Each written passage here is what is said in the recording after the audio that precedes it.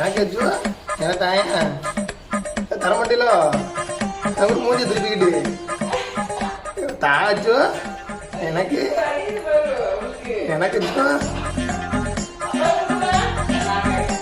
கேள்வி பார்ப்போம் தந்து தான் மறுநாள் பார்ப்போம்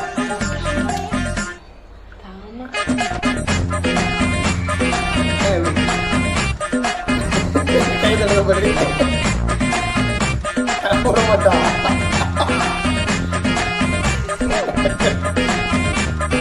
இதுக்கு ப்ளீஸ் பண்ணல அவட்ட புடிங்கிட்டு இருக்க போறேன் நெஞ்சங்கிட்டு